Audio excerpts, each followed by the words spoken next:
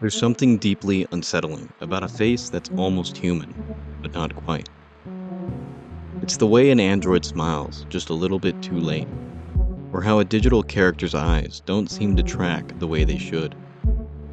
It's an instinctual discomfort we can't quite shake, like something is fundamentally wrong, even if we can't explain why.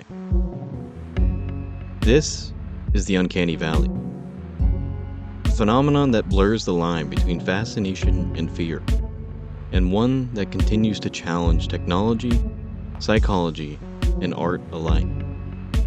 But what is the uncanny valley, really? And why does it unnerve us so much? Let's dive deeper into this phenomenon. The term uncanny valley was first coined by robotics professor Masahiro Mori in 1970. His theory was simple. As robotics become more human-like, our emotional response to them generally becomes more positive. But there's a point where that changes. If something is too close to human, but still off in subtle ways, we experience an intense feeling of discomfort or even repulsion. That dip in emotional response? That is the uncanny valley. It's not limited to robotics either. CGI characters, prosthetic faces, and even deepfake videos can trigger the same eerie sensation. It's why certain animation styles, like the Polar Express, feel unsettling, despite being technically impressive. For decades, researchers have debated why the uncanny valley exists. But a recent study from the University of Cambridge may have finally pinpointed the source, deep within our own brains. According to their research, the uncanny valley effect may be linked to a disconnect between two neural pathways: the ventral visual stream, which processes what we see, and the limbic system, which handles emotions and social responses.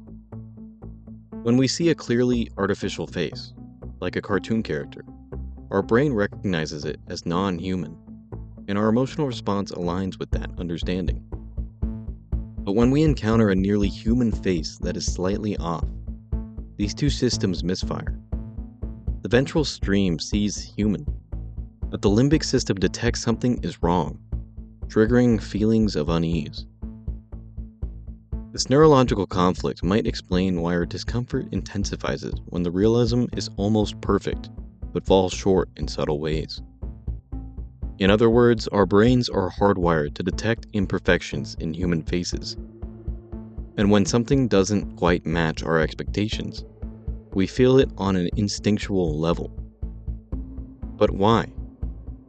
One theory is evolutionary survival mechanisms. Our ancestors relied on facial recognition to assess danger.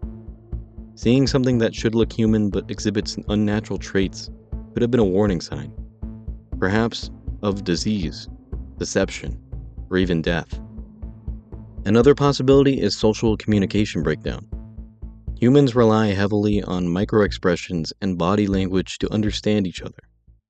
When an artificial face fails to replicate these signals properly, it disrupts our ability to connect, making interactions feel deeply unnatural.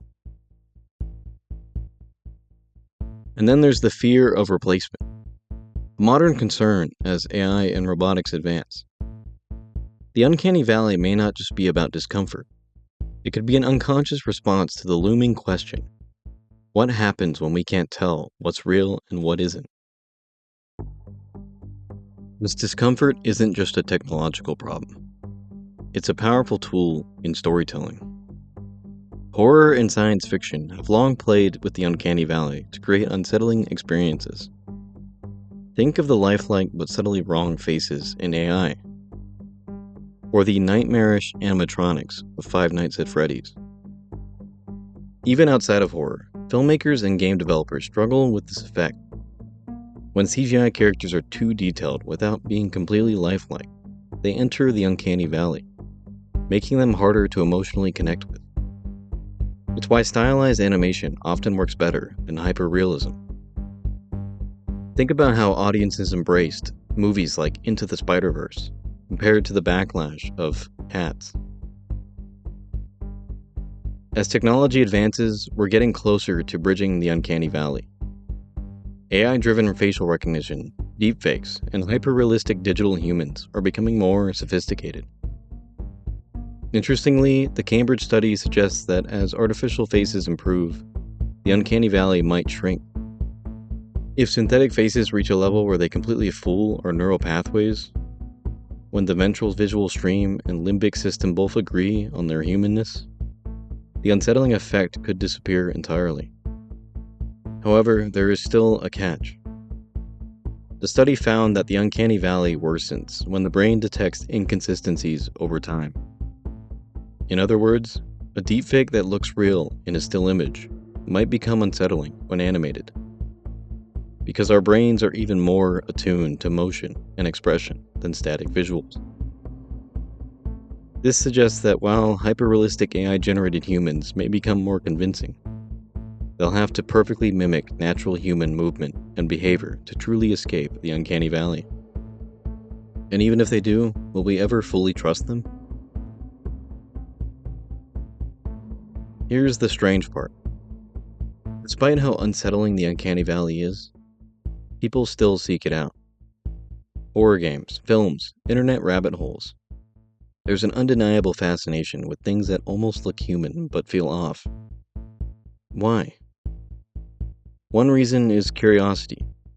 The uncanny valley is like a puzzle our brains desperately want to solve. When we see something that doesn't quite fit, we fixate on it, trying to pinpoint what's wrong. This cognitive dissonance creates a kind of hypnotic discomfort, unsettling yet impossible to look away from. Another reason? Fear is just thrilling. The uncanny valley taps into the same part of our brain that enjoys horror. It's the rush of the unknown, the unease of staring into something that shouldn't exist, just like ghost stories or urban legends. Uncanny figures trigger that primal fear of what if, lurking in the back of our minds. And then there's the existential intrigue. The closer technology gets to mimicking life, the more we question what it means to be real.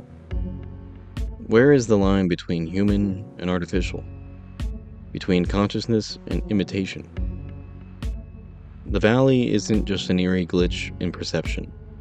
It's a doorway to deeper, more unsettling questions about the future of humanity. Maybe that's why we keep looking. Maybe we want to be unnerved. Because in the discomfort, there's something undeniably compelling. Something that reminds us of what it means to be human. At its core, the uncanny valley taps into something deeply human. Our need to understand, to categorize, to trust what we see. It's a reflection of our fears, our instincts, and perhaps our own place in a rapidly advancing world. So, the question remains, will we ever learn to embrace the uncanny? Or will it always remind us of the eerie truth that not everything that looks human should be? Maybe one day we'll bridge the gap between the valley. But until then, as always, thank you for watching.